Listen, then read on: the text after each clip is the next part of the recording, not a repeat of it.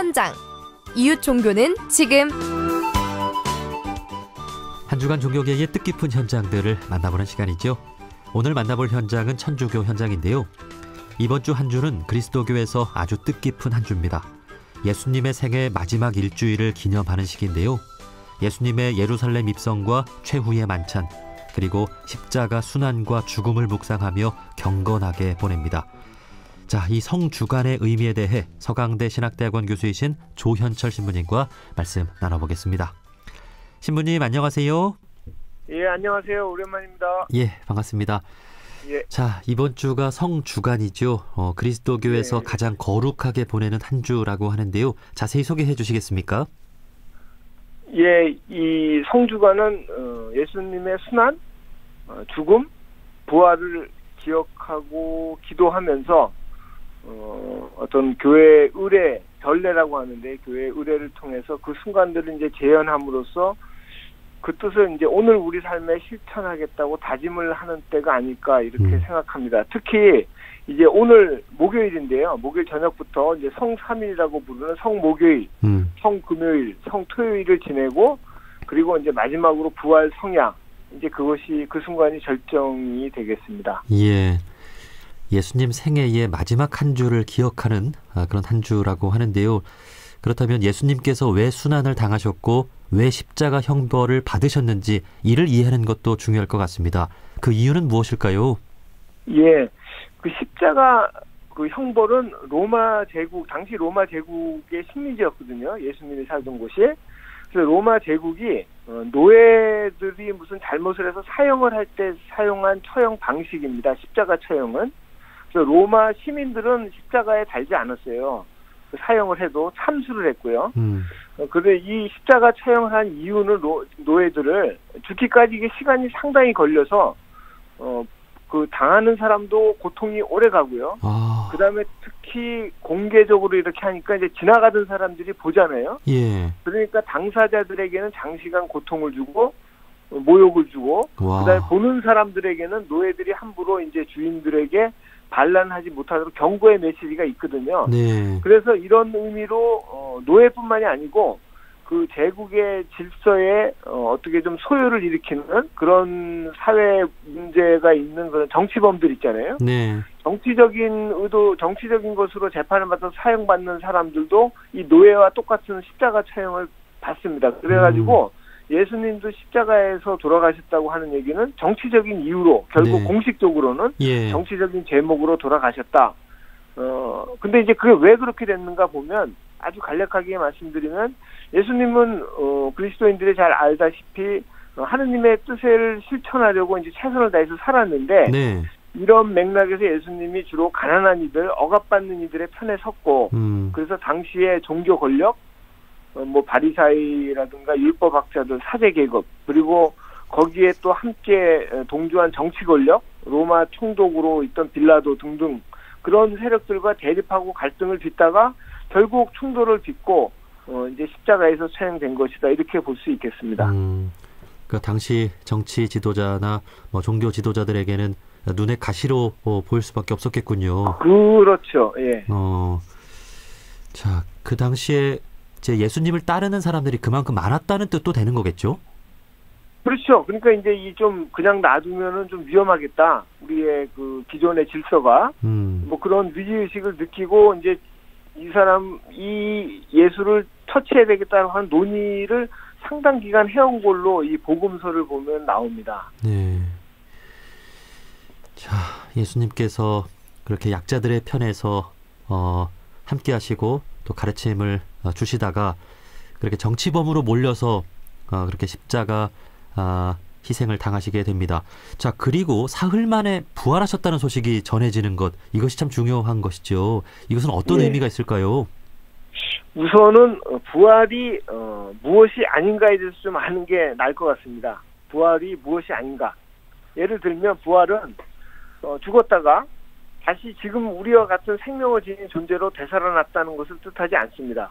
그렇게 되면 다시 죽는 거죠. 다시 살아났다고 해서 다시 또 죽겠죠. 그죠? 우리는 언제나 죽으니까. 네. 언젠가는 죽으니까. 그래서 그런 것은 아니고요. 그 다음에 또 예수님이 돌아가셨는데 예를 들면 제자들의 기억이나 마음속에 계속 남아있어서 어떤 힘이 되어줬다라는 주관적이고 심리적인 그런 되살아남도 아닙니다. 그런 것이 아니고 네. 부활은 네. 사실은 잘 모르죠. 우리가 정확하게 그 내용이 뭔지는 모릅니다. 어쨌든 죽음을 당한 예수님 본인에게 무엇인가가 일어났다. 죽음이 최후가 아니었다라고 하는 것이에요. 예. 그 다음에 성서에 의하면 부활이라고 하는 것은 하느님이 하신 행위입니다. 하느님께서 예수님을 죽음에서부터 일으켰다. 그래서 지금 같은 우리의 생명이 아니고 새로운 존재 양식의 삶. 그러나 바로 그 십자가형을 당해서 죽었던 바로 그 사람 예수님을 새로운 존재 양식으로 불러들였다. 어떻게 보면 하느님의 생명으로 불러들였다. 이렇게 좀 우리가 유추를 할 수 있을 것 같아요. 그러나 여전히 부활의 구체적인 내용은 우리는 모릅니다. 그래서 성서에서도 부활의 그 순간 자체는 묘사하는 구절이 한 구절도 없어요. 예. 성서 구절을 찾아보면 그런데 이제 그러면 어떻게 그런 게 가능할까?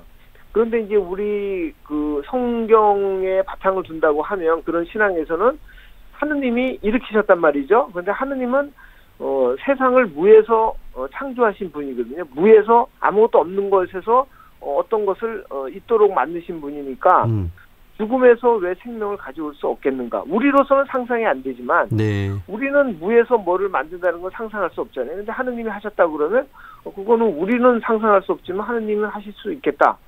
그래서 그렇게까지 했던 것의 의미는 아마도 하느님이 예수님이 살았던 그 삶을 그 당시에 권력은 단죄를 했지만 뭐 하느님을 모독했다. 그다음에 기존의 질서를 위협했다 이런 식으로 해서 단죄를 했지만 하느님은 예수님의 삶을 결정적으로 긍정했다. 예수님의 삶이 옳았다.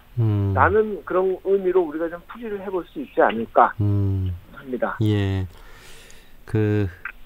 예수님처럼 살면 죽어도 죽은 게 아닌 게 되는, 그러니까 정말 그 하나님의 뜻대로 살아가는 게 무엇인지를 그리스도교인들이 알고 살아갈 수 있게끔 그리스도교가 그렇게 해서 탄생한 거라고도 볼 수 있겠죠. 예, 그렇죠. 예. 자, 이렇게 예수님 생애의 마지막 한 주를 기념하는 것이 성주간인데요. 특히 오늘 저녁부터 3일간 파스카 성3일이라고 해서 뜻깊은 의식들을 거행한다고 들었습니다. 어떤 의식들일까요? 우선 이때 교회 그 의식들을 보면요. 실제 당시에 역사적으로 일어났던 그런 진행 사항과 거의 동일하게 재현하면서 보냅니다. 시간이 거의 똑같아요. 물리적인 시간이.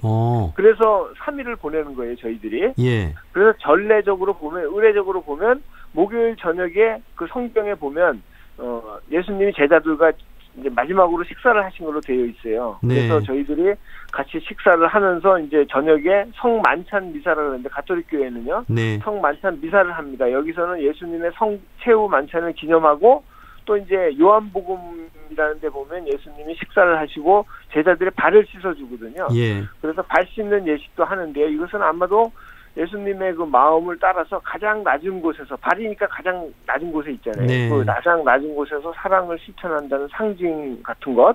그렇게 지내고 이제 금요일 날 오후 한 3시경에 돌아가신 걸로 되어 있어요. 네. 그래서 이제 십자가 경배를 포함해서 예수님 순환 예식을 합니다, 이날.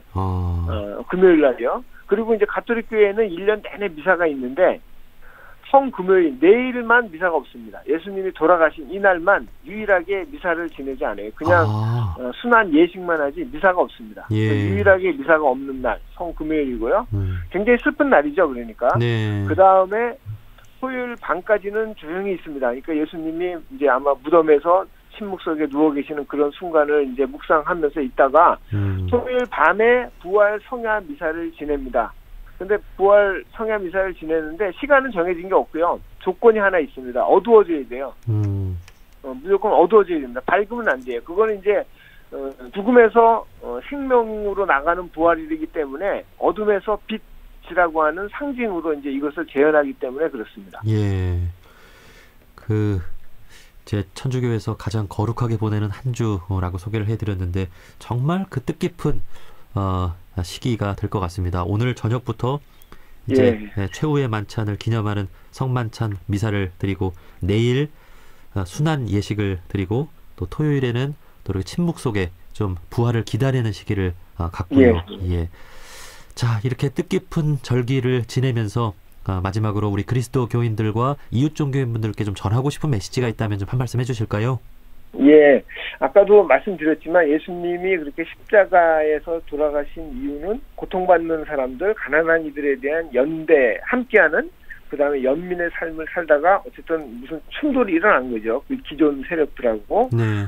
그래서 십자가 죽음이 생겨났는데 결국은 인간들이 하느님의 뜻을 거슬러서 사랑을 거슬러서 어떤 힘을 남용하고 뭐 이런 것들 때문에 예수님이 돌아가셨다고 한다고 하면 이 부활을 기념한다고 하는 것은 우리가 하느님이 그 예수님의 죽음을 모른 채 하지 않고 예수님과 끝까지 함께 연대하신다는 것을 암시하니까 또 우리가 그렇게 산다고 하면 채우는 죽음이 아닌 생명이니까 이것을 믿는 사람들에게는 여러분도 그렇게 하십시오라고 하는 행동하는 요청이 따르지 않을까. 그래서 부활의 의미라고 한다면 무엇보다도 그렇게 사신 예수님의 삶을 오늘에 충실히 재현하는 것에 있지 않을까.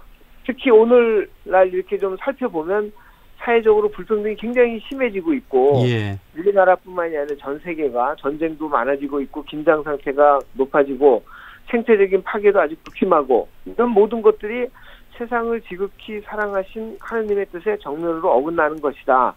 그래서 이 현실에서 우리가 하느님의 뜻에 따라 사는 것은 이런 것들을 막는 것이고 이런 것들에 좀 저항하는 것이고 자기 자리에서 그러면 어떤 개인적으로 손해도 볼 수 있고 피해도 볼 수 있겠지만 결국 부활이라고 하는 것이 그렇게 사는 사람들에게 최후의 것이 될 것이다. 뭐 이런 메시지가 아닐까 생각합니다. 예, 그 그리스도교에서 어쩌면 크리스마스보다 더 참 뜻깊은 그런 절기가 이번 한 주가 아닌가 하는 생각도 들면서 예수님께서 어떤 삶을 사셨고 또 누구와 함께하는 삶을 사셨는지를 깊이 묵상해보는 뜻깊은 시기가 됐으면 좋겠습니다. 자, 여기까지 말씀 듣겠습니다. 성주간의 의미에 대해 서강대 신학대학원 교수이신 조현철 신부님과 함께했습니다. 신부님 오늘 말씀 고맙습니다. 네, 고맙습니다.